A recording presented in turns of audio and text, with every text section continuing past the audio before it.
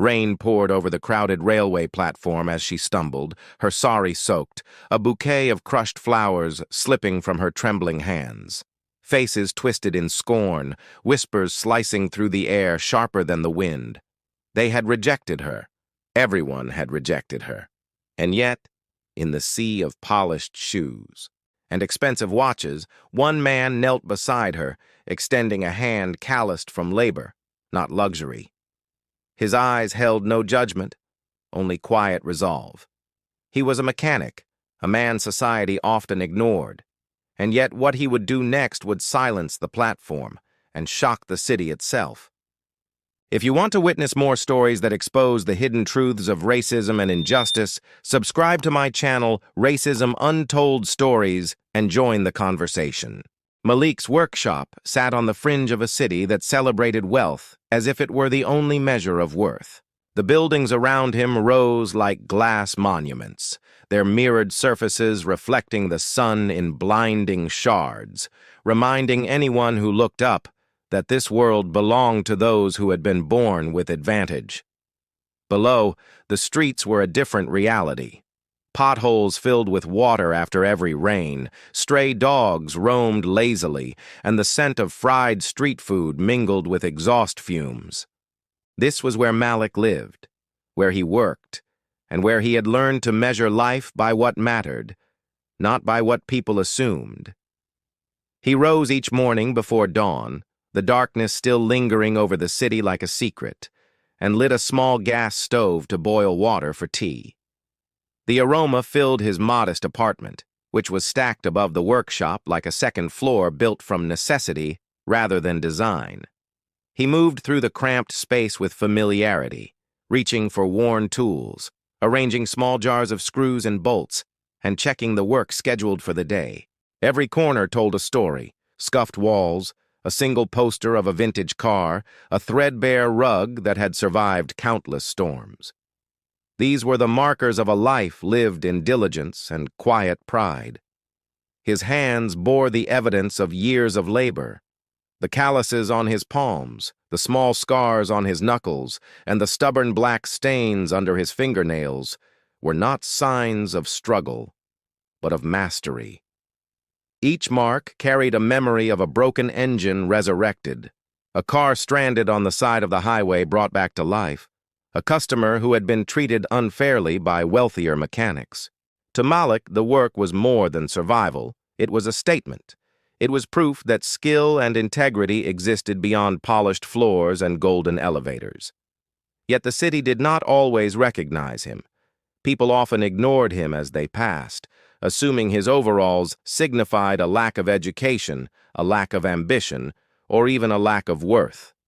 They did not see the late nights spent repairing engines with precision, the sacrifices made to help a struggling neighbor, the kindness shown to anyone who could not pay full price. To them, his value was measured by appearance and social status, not by character or talent.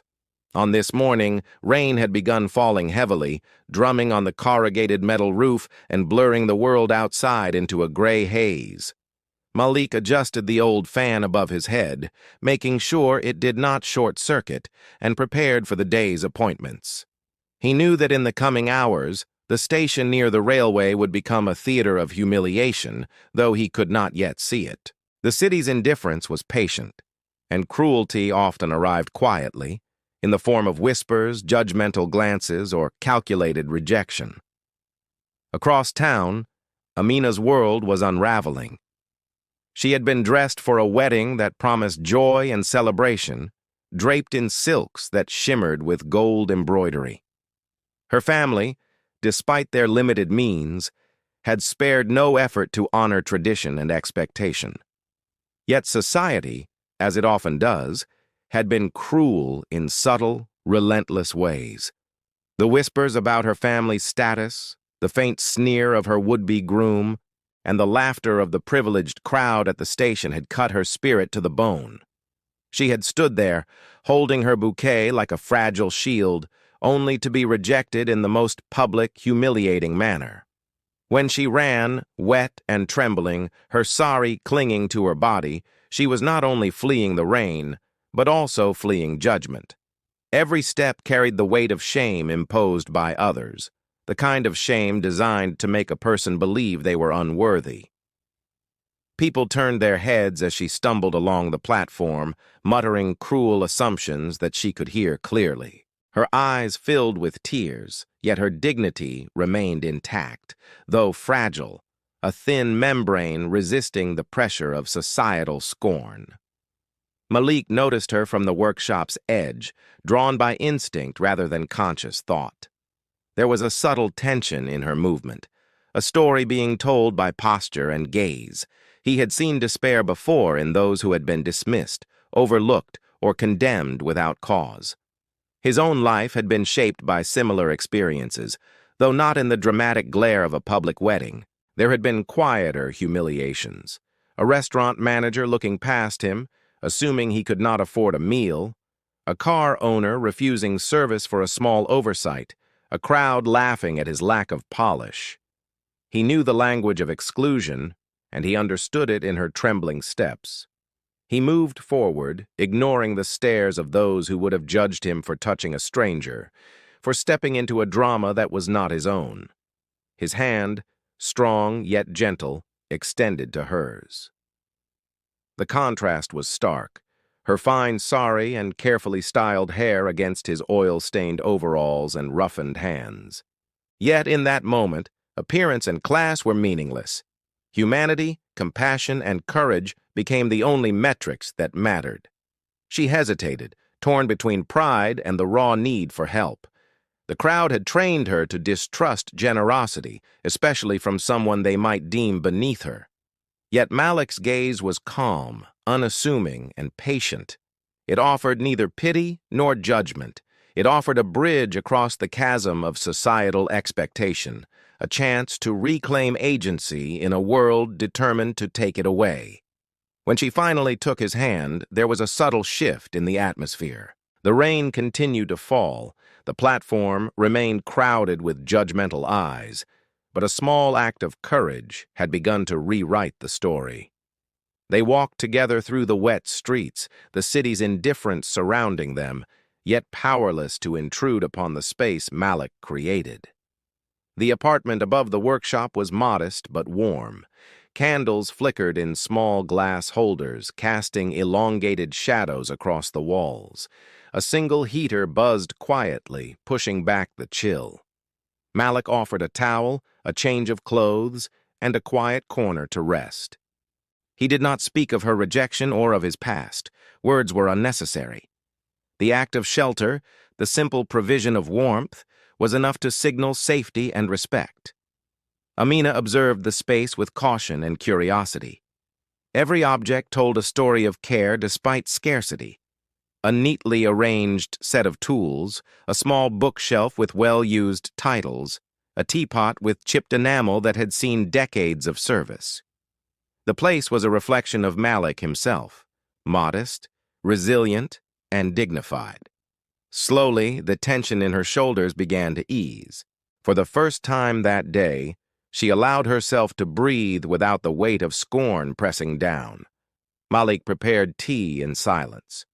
The ritual was simple but precise, a reflection of his character. The aroma filled the room, and Amina felt a faint warmth seep into her bones, not from the liquid alone, but from the sense of being seen and valued. There was no conversation yet, only presence, the kind of presence that restores faith in humanity. Outside, the city carried on, indifferent to the small drama unfolding in a workshop above the street. Privilege moved without notice, gossip spread like wildfire, and judgments were cast like stones. Yet inside that modest apartment, a quiet revolution had begun.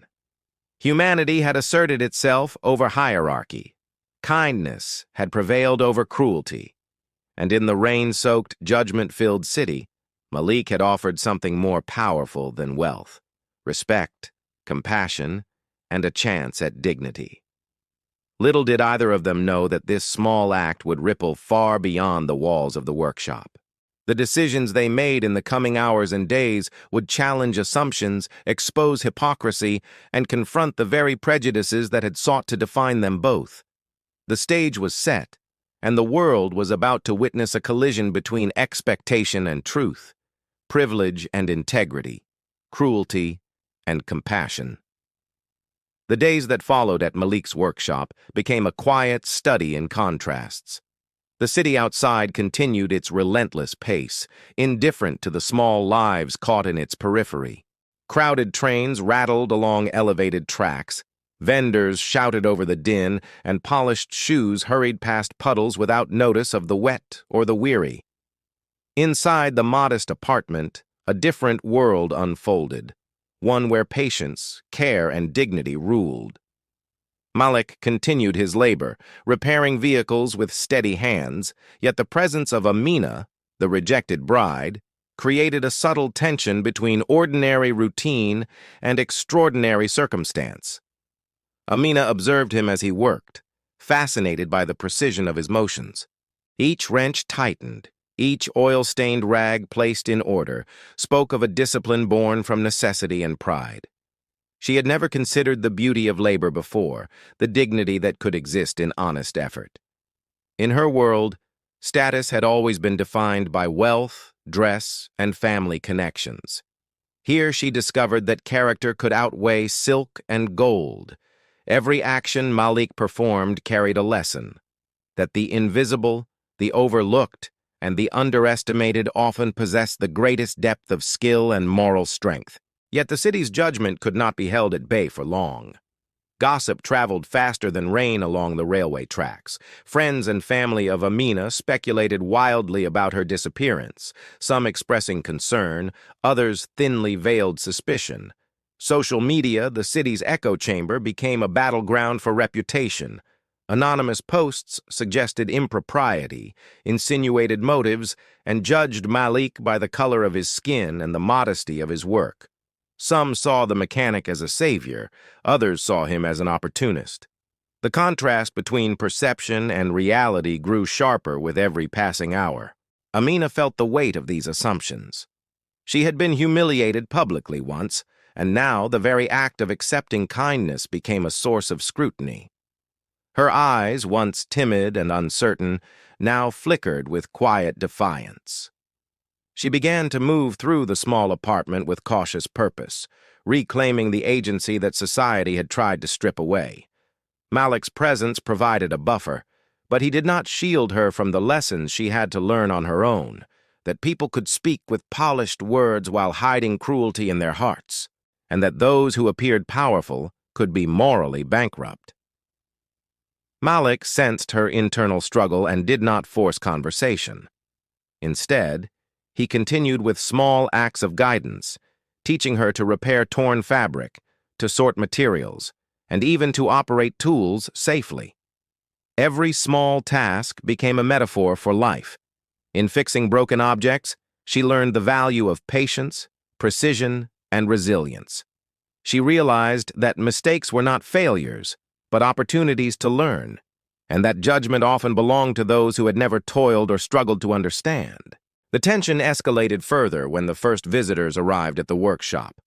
A local journalist, tipped off by gossip, appeared with a camera and a notebook. She expected scandal, a picture of misery, and confirmation of social stereotypes.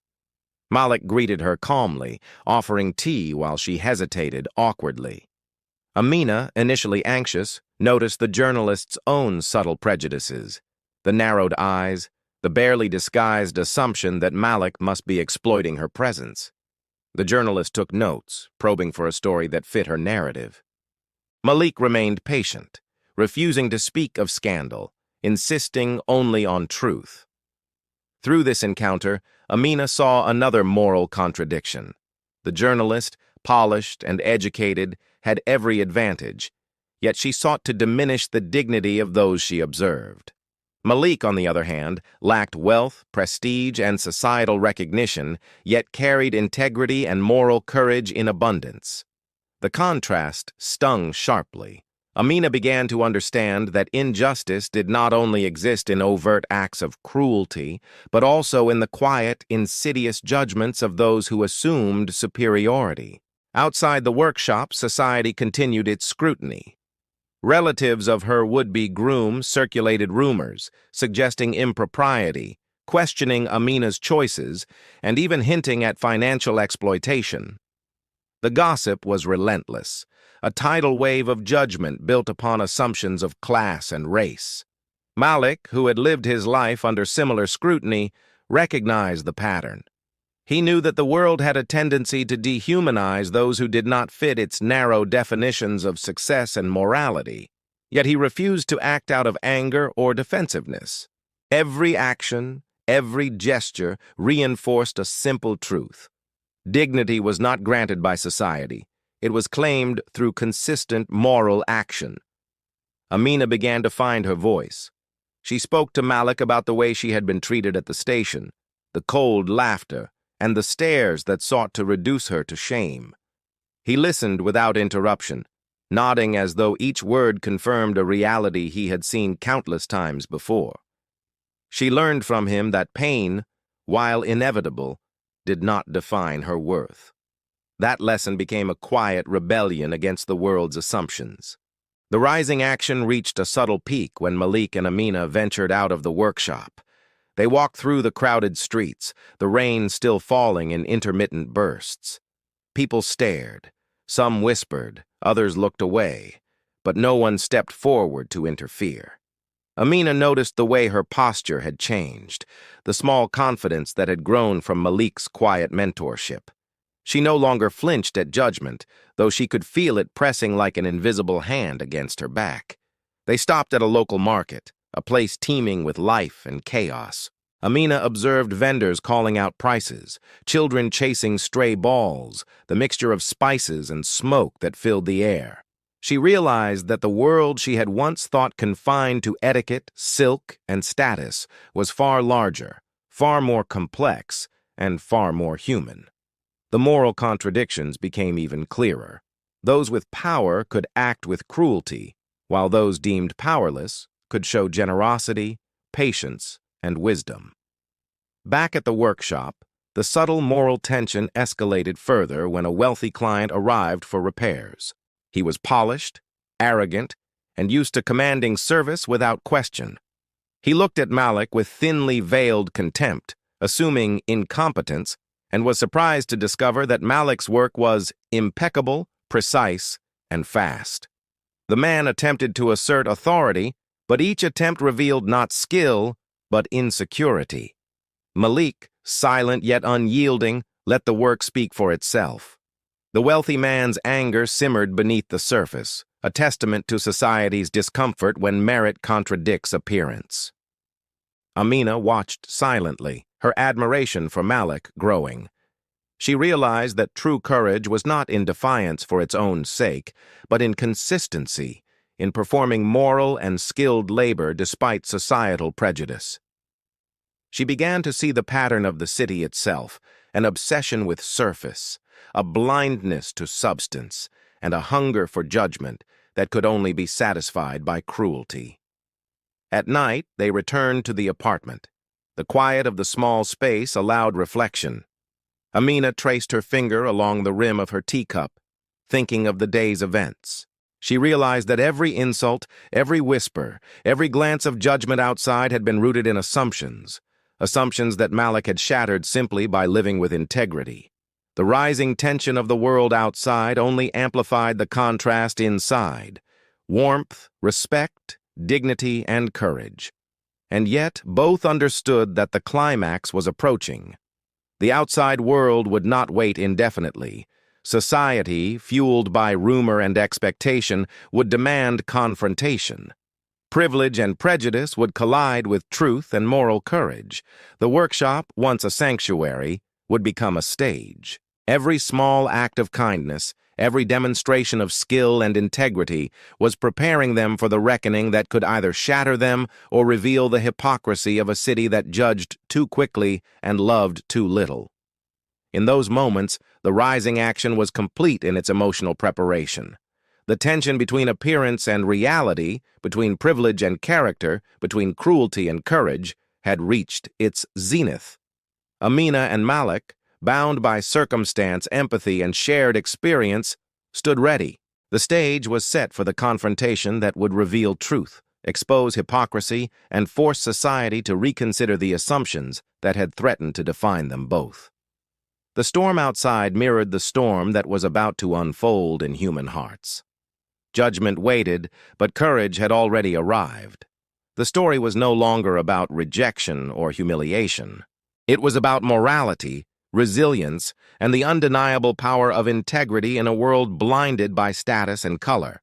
The day arrived with a gray sky, heavy with rain that mirrored the tension in the city's heart.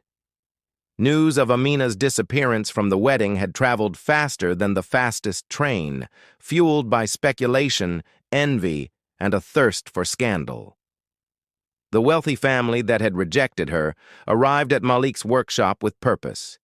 Their polished shoes scuffed the dusty concrete floor. Their tailored suits clashed with the grime of oil-stained walls. Every step was measured, every glance calculated to assert superiority. They came expecting humiliation, seeking to reclaim pride, and ready to witness confirmation of their assumptions. Inside, Malik worked quietly, as he always had. He did not look up when the first footfall echoed through the workshop. The tools clinked in their holders, engines hummed under repair, and the faint scent of oil and rust filled the room. Amina stood behind him, composed, yet vigilant. The years of judgment, whispers, and cruel laughter had left marks on her spirit. But Malik's quiet mentorship had begun to restore something vital, her sense of agency, her belief in her own worth. The family's entrance shattered the calm. Their eyes, sharp with entitlement, scanned the room as if it were a stage and they the critics. The father stepped forward, the corners of his mouth tight, the muscles in his jaw betraying impatience. He demanded to know why Amina had disappeared, implying neglect, impropriety, and improvised scandal. Their polished words dripped with disdain, assuming that Malik's presence could only have one explanation, that he had taken advantage of her misfortune. Malik did not flinch. He continued with his work, allowing silence to carry weight. He did not speak until Amina, standing behind him, stepped forward. Her eyes, once lowered in fear and shame, now met the father's glare. Slowly, deliberately, she recounted the sequence of events, the rejection at the platform, the humiliation, the whispers that had cut deeper than the rain. Her voice was steady, each word a quiet defiance, a testament to resilience and truth. The room grew heavy with the unspoken realization that Amina had been a victim of society's cruelty, not Malik's influence. The family's confidence began to waver. Their carefully rehearsed superiority trembled. The father's eyes flicked between Malik and Amina, searching for a flaw, a sign of manipulation, a fault to justify their assumptions. Malik met the gaze without flinching. His hands, strong and steady, reflected years of honest labor. His calm composure exposed the stark contrast between moral courage and superficial entitlement. One by one, the hypocrisies began to unravel. The groom's relatives, who had flaunted wealth and assumed moral authority, were forced to confront uncomfortable truths. Their laughter at the platform, their dismissive gestures, and their subtle whispers had caused deep emotional damage. They had judged based on appearance, family wealth, and social standing. Yet here, in a small workshop stained with oil and determination, the reality was undeniable. Malik had acted with integrity, and Amina had reclaimed dignity in his quiet sanctuary. Amina described in precise detail Malik's acts of kindness, the tea placed in her hands without condescension, the dry clothes offered without question, the patient guidance and mentorship that restored her sense of self. Each revelation pierced the veneer of superiority that the family had built around themselves. They had assumed she would be grateful, humiliated, or dependent. Instead, she stood empowered, morally intact and resilient. The wealthy aunt, whose cruel laughter had once echoed across the wedding hall, tried to interject. She attempted to diminish Malik's role, implying impropriety and manipulation, but the truth was too visible, too stark, and too undeniable. Malik did not rise to defend himself. He let the actions speak. The tools, the repaired engines, the precise order of the workshop, and the calm dignity of his presence became an irrefutable testament to character. Every insult and assumption the family had carried for decades collapsed under the weight of quiet, undeniable truth. In that moment, the moral reversal was complete. The people who had appeared powerful, polished, and superior were revealed as small, insecure, and cruel. Their judgment had been based on convenience, prejudice, and societal bias. They had used wealth and status as armor, but the armor was hollow. Malik, dismissed and underestimated for his skin, his trade, and his modest lifestyle, emerged as the moral center of the room. He had acted without expectation, without leverage, and without ambition for recognition, yet he now commanded the authority of truth. The final revelation struck hardest when the father realized the extent of his hypocrisy. He had prided himself on moral superiority, on the careful curation of wealth and status, yet he had failed to recognize courage, compassion, and integrity when it stood right before him. The man who had once been invisible in polished offices and formal gatherings now exposed a reality they could no longer ignore. The hierarchy they had worshipped was not moral, it was illusory. Amina's transformation became evident in every movement, every glance. Her shoulders, once slumped with shame, now bore strength. Her gaze, once hesitant, now challenged the assumptions of everyone present. She had learned through Malik's guidance and quiet mentorship that dignity could not be stolen by judgment, that integrity could not be measured in silk or gold. The shock to the family was visceral. Their expectation of humiliation had been replaced by exposure of their own cruelty and moral failure. The room seemed to hold its breath. Even the mechanic's tools, the faint hum of engines and the smell of oil seemed to bear witness to the revelation. Outside, the rain had stopped, leaving the city slick and reflective. The moral clarity within the workshop contrasted sharply with the superficiality of the outside world. Malik and Amina had demonstrated without words that empathy, courage, and moral integrity outweighed privilege, appearance, and social assumptions. The family, unable to sustain their facade, began to retreat, their arrogance replaced by shame. Each step away from the workshop was a step toward self-reflection, toward recognition of a moral failure they had long ignored.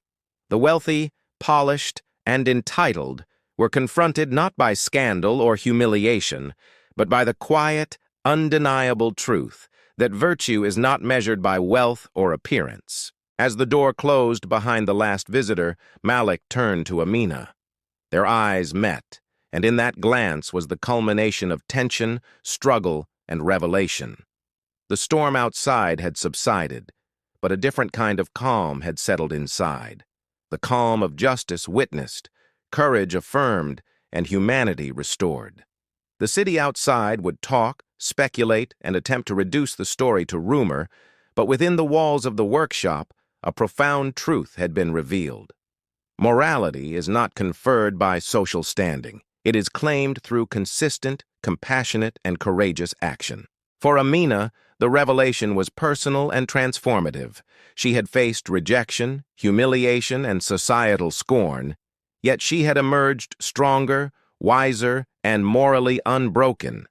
For Malik, the climax was both vindication and affirmation. The life of labor, integrity, and quiet courage he had led, often dismissed by society, had become a beacon of moral clarity. Together, they had exposed hypocrisy, restored dignity, and confronted the assumptions that had long oppressed them both. The city may have continued in its rush, But within that workshop, a decisive moral victory had been achieved. The climax had arrived not with shouting or spectacle, but with the revelation of truth, the reversal of assumption, and the undeniable power of courage, integrity, and empathy. Malik and Amina had not merely survived the judgment of society, they had exposed it, unmasked it, and emerged as living proof that virtue, humanity, and compassion could overcome prejudice, hierarchy, and cruelty. The moment would linger long in their minds.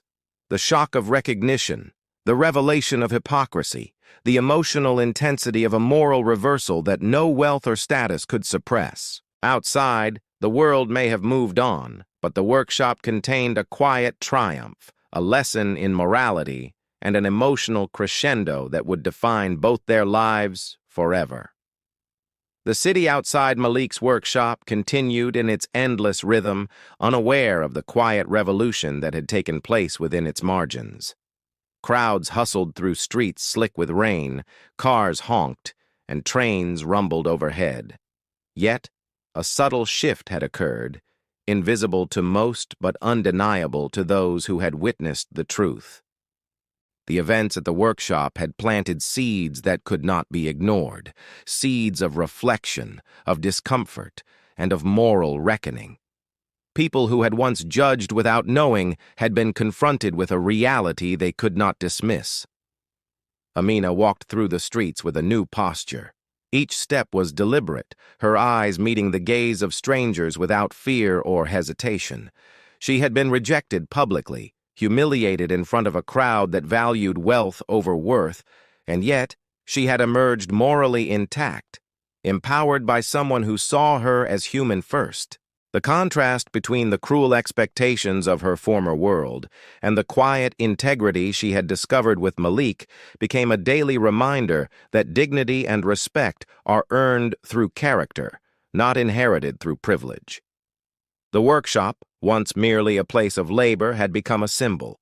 It was modest, cluttered, and unremarkable to the untrained eye, yet it represented resilience, compassion, and moral clarity. Malik's tools arranged in precise order, his calloused hands, and the warmth he offered to those who society overlooked, now carried meaning far beyond oil stains and engines. People began to visit the workshop not for gossip, but for inspiration. The mechanic and the rejected bride had shown that courage and empathy could challenge assumptions, and that integrity could illuminate truths obscured by wealth and status. Social media, once a tool for rumor and judgment, began reflecting admiration and recognition. Photographs of Amina, once a symbol of public shame, circulated with captions celebrating her courage and resilience. Stories of Malik's quiet heroism spread, challenging stereotypes and forcing the city to confront its biases. People debated not her rejection, but the lessons in morality, class, and racial prejudice that the events had revealed. Privileged circles who had assumed moral authority found themselves facing uncomfortable self-reflection, while marginalized communities saw evidence that integrity could be recognized, even in spaces designed to ignore them. Amina herself became a voice for change. She began speaking at community centers, local schools, and gatherings of those who had been overlooked by society. Her message was not one of resentment or revenge, but of empowerment and moral courage. She emphasized that dignity cannot be taken away by judgment, and that societal assumptions are often rooted in prejudice, not truth.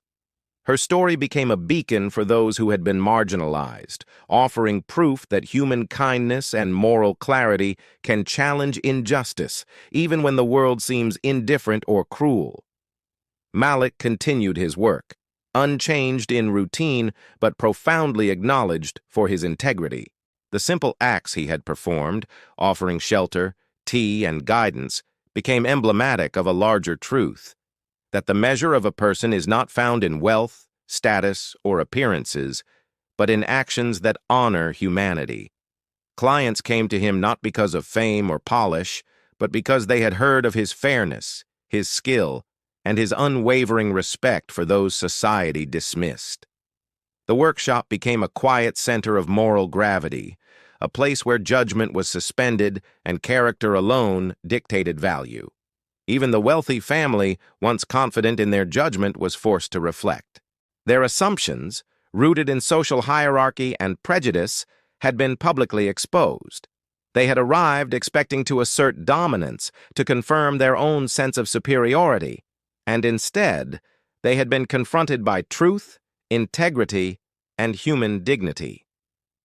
The moral reversal struck deep, leaving unease that would not dissipate easily. Privilege, they realized, could not shield cruelty from exposure, nor could status obscure the power of quiet, courageous action. The emotional aftermath was profound for both Amina and Malik. She had faced a turning point that many never experience, a confrontation with societal prejudice coupled with the discovery of genuine moral courage in another. She no longer feared judgment, no longer felt the weight of external assumptions pressing upon her. Her confidence became tangible, radiating in her steps, her gaze, and her voice. Malik, too, found affirmation not in accolades or wealth, but in the undeniable impact of his actions. He had lived a life of quiet dignity, often overlooked yet now recognized for the integrity that had always defined him. Together, they initiated small acts of social change in their community. They taught skills, offered mentorship, and provided spaces where those who had been ignored could experience dignity, respect, and empowerment. The narrative of rejection and humiliation had been transformed into a story of triumph, morality, and social awakening. Those who had once whispered judgment began to witness the subtle power of character over privilege, compassion over cruelty, and moral courage over societal expectation. The story resonated because it exposed the contradictions inherent in human behavior. The wealthy and privileged, who often assumed moral authority, had displayed cruelty and arrogance. The marginalized and overlooked, society assumed, were powerless or dependent, yet they demonstrated resilience, empathy, and integrity. The workshop, modest and unassuming, became a theater where assumptions were shattered and truths revealed. It was a moral stage on which society's biases were laid bare and corrected, not by confrontation or violence, but by simple, undeniable human action. The lessons extended beyond the immediate participants. Observers in the city began to reconsider assumptions about race, class, and status. Children asked questions about fairness and empathy. Adults reflected on their own prejudices and the ways in which appearances had dictated judgments. The events forced a reckoning, a societal pause that reminded people that morality is not conferred by wealth or social standing, but earned through consistent, compassionate action. And yet, the story left a deeper emotional resonance. It posed questions that lingered. Would you have treated her differently? Would you have judged based on appearances rather than actions?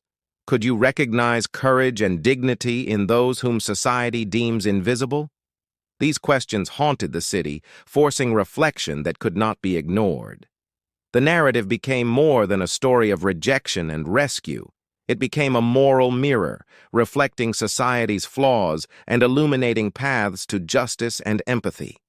Malik and Amina understood the weight of what had occurred. Their lives had changed not because of wealth, recognition, or fame, but because of the truth they had witnessed and enacted. They had demonstrated that small acts, consistent and courageous, could ripple outward, challenging assumptions, exposing hypocrisy, and restoring dignity to those whom society had sought to erase. Their story became a testament to the idea that morality is lived, not inherited, and that justice is often revealed in the quietest, most unexpected places.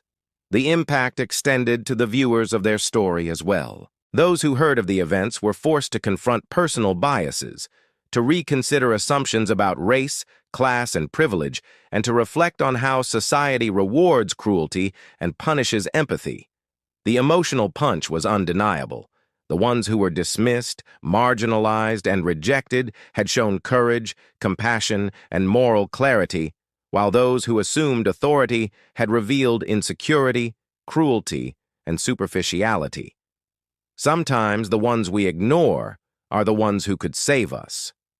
Sometimes the quiet, the overlooked, and the marginalized hold the lessons of humanity that the privileged overlook. The story of Malik and Amina reminded the world that courage is not always loud, that heroism is not always visible, and that integrity is measured in actions, not in appearances. For more stories that reveal hidden truths, confront injustice, and celebrate courage in the face of prejudice, subscribe to my channel, Racism Untold Stories. Share your thoughts, engage with these narratives, and help amplify voices that society often tries to silence. Every act of attention, reflection, and compassion is a step toward a more just and empathetic world.